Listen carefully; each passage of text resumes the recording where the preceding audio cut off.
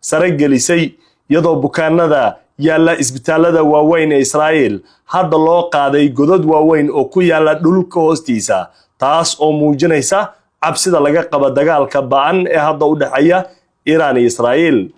qodobada ugu dambeeyana barnaamijka waxaad ku maqli doontaa wasaaradda difaaca, wasaaradda arrimaha dibadda, sirdoonka dalka Turkiga ayaa caawa kulan degdeg la yeeshay madaxweynaha dalkaasi Turkiga ayadoo looga hadlayo weerarkii Israa'iil ay ku qaaday Iran iyo saameynta ay ku yeelan karto gobolka iyo maxay ka baran kartaa dawladda dalka Turkiga. kusoo dhawaada kow Somali Media walalaha qiimiga lahow waa 17 bisha Dhulxij sanadka 1446 hijriyada waa habeen jimcaha sabti ay soo galayso milaadiyaduna ay tahay 13 bisha lixaad sanadka 2025 aad baan idin soo dhaweynayaa meel walba aad naga daawanaysaan. aynu ku bilowna barnaamijkeena caawa qodobka ugu horeeya ee ku saabsan Iran ayaa caawa weerar darandooriya ku qaaday gudaha Israa'iil iyadoo adeegsanaysa gantaalada loo yaqaan plastic missiles ama gantaalada meelaha fog wax ka toogta. waxaa la sheegay ugu yaraan caawa Iran inay ku garacday gudaha Israa'iil 380 gantaal ayadoo isla maantana ku garacday in ka badan 100 diyaaradaha aan duuliyaha lahayn. Israa'iil ayaa lagu waramayaa in ciidamadeeda cirka ay heegan gelisay isla markaana nidaamka difaaca Israa'iil iyo kan Mareykankaba labada la isticmaalayo oo hadda ay ka hortagayaan duqaymada ay Iran ku garaacayso gudaha Israa'iil. dhanka kale weerarka kaliya maahan waxa wada hadda Iran. Israa'iil ayaa iyana garaacaysa gudaha Iran. mar kale caawa weerar kale oo yaab leh ayay ka fuliyeen laba goob oo muhiim ah oo ku yaala gudaha Iran. goobta koowaad ayaa la sheegay inay tahay guri uu deganaa hogaamiyaha ugu sarreeya Iran Ali Khamenei. inkastoo xilligaasi Ali Khamenei uu ka maqnaa gurigaasi waxaa la sheegay inay ku sugnaayeen qaar ka mid ah la taliyaashiisa gaarka ah.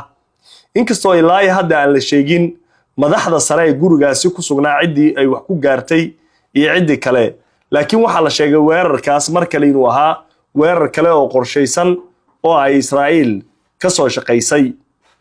Israa'iil ayaa waxa ay sheegtay in weerarada Iran ay ku qaaday ay ahaayeen kuwa muddo dheer ay qorsheynayeen. ra'iisul wasaaraha Israa'iil Netanyahu ayaa si yaab leh maanta waxa uu uga hadlay weerarka uu ku qaaday nidaamka Israa'iil gudaha Iran.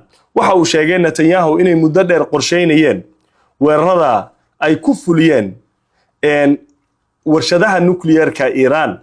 waxa uu sheegay dhowr jeer hore ayaanu damacnay weerar noocan oo kala ah, laakiin dib ayaan u dhiganay inagoo la eeganaynay waqtiga iyo goobta iyo xilliga saxda ah.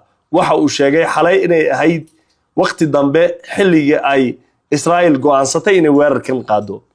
madaxweynaha dalka Mareykanka Donald Trump ayaa si yaab leh uga hadlay weerarka isagana ay Iran ku qaaday gudaha dalka aan yiraahdo Israa'iil ay ku qaaday gudaha dalka Iran.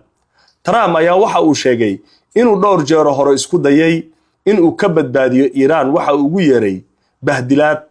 hadalkan ayaa aad loola yaabay waxayna dad badan u qaateen gudaha Iranna looga fahmay inuu yahay hadal dhaga hadal oo jees ah. waxa uu yiri bahdilaadii aan isku dayay inaan ka badbaadiyo Iran iyada ila fahmi weysay, maanta waxay dhex fadhisaa buu yiri waji gabax oo aan hore uga digay. waxa uu sheegay dhammaan dadkii aan wada hadallada kula jirnay nuclearka dhammaantood waa la baabi'iyay buu yiri. hadda Iran inaan wada hadalladii sii wadna waxay u baahan tahay dad cusub inay u soo magacaawdo wada hadallada hadii la sii wadayo. wali miiska fursad baa u saaran buu yiri Iran hadii ay rabto fursadan inay sii wado. si kastaba ha noqotee xilligan aan barnaamijka duubayno oo bariga dhexe ku aadan 9:00 habeenimo ilaa 10:00 inta u dhaxayso waxaa socda weerar Iran ay ku wado gudaha Israa'iil.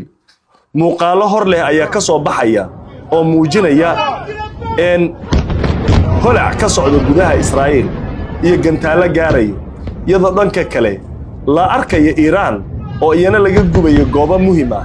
labada dhinac ayaa u muuqdo inay qolo walba ama nidaam walba u isticmaalaya awoodiisa ugu sarreyso si la isu dhadhamiyo kulaylka dagaalka labada dhinac.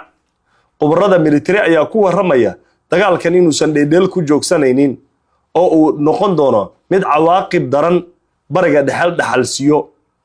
dowladaha khaliijka ayaa iyagana heegan geliyey ciidamadooda. qaar ka mid ah dowladaha khaliijka ayaa xiray eeraboorradooda.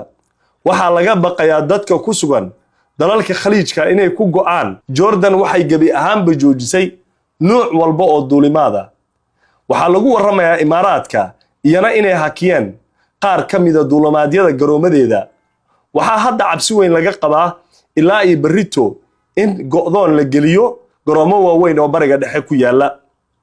caawa dagaalku wuxuu isku bedelay gantaallo la isdhaafsanayo iyo diyaarado la beegsanayo, taas oo cabsi weyn ka dhalinayso guud ahaan bariga dhexe.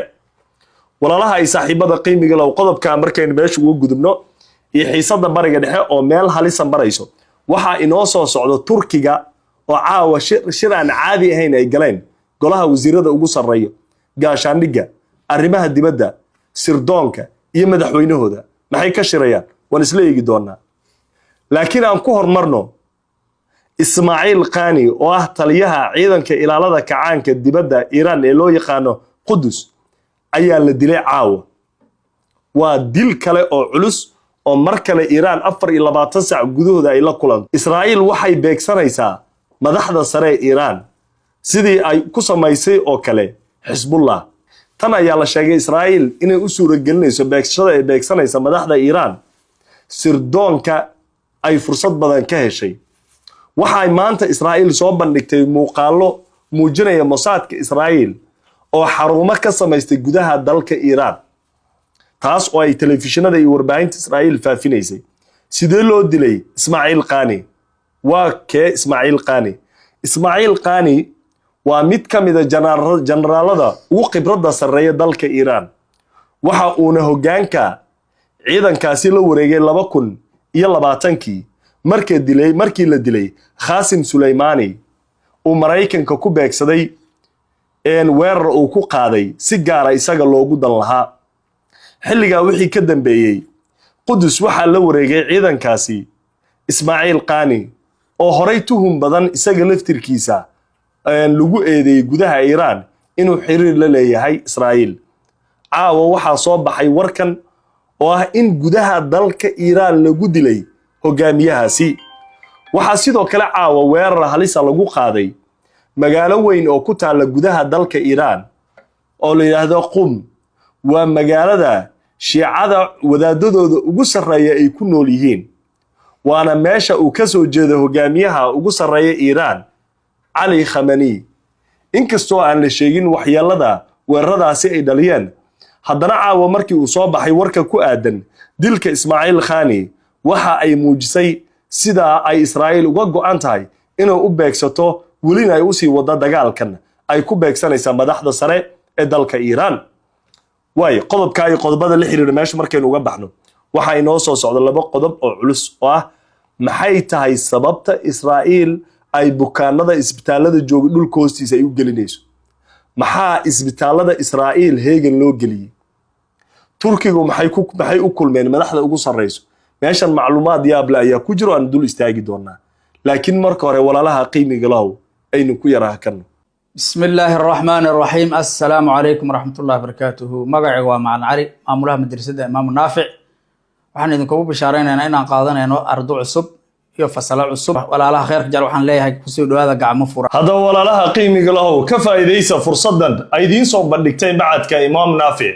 وحكو قد يرى معلمين قبردي ويارق مولى برست قرآن كريم كا بعد كوحا يكو بريان سيد الله قرأ قرآن كريم كا سيد الله أخريو. waxay sidoo kale ubadka ku barayaan tarbiyada iyo aqoonta saxda islaamka.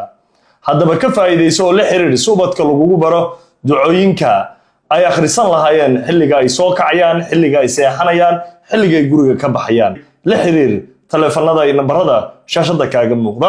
internet plus waa adeeg ay macaamiishu ka heli karaan internet fiber ah ku hadalaya IPTV ula socda receiver ay ku jiraan in ka badan 4,000 oo kanaal. internetka guryaha ku shubo $25 oo hel internet xawaarihiisu yahay 20 MB/s iyo 200 daqiiqo oo ku hadal gudaha ah, ama ku shubo $30 oo hel internet xawaarihiisu yahay 30 megabyte per second iyo 200 daqiiqo oo ku hadal gudaha ah internetka xafiisyada ku shubo $50 oo hel internet xawaarihiisu uu yahay 55 megabyte per second iyo 400 oo daqiiqo oo ku hadal gudaha ah ama ku shubo $90 oo hel internet xawaarihiisu uu yahay 110 megabyte per second iyo 700 oo daqiiqo oo ku hadal gudaha ah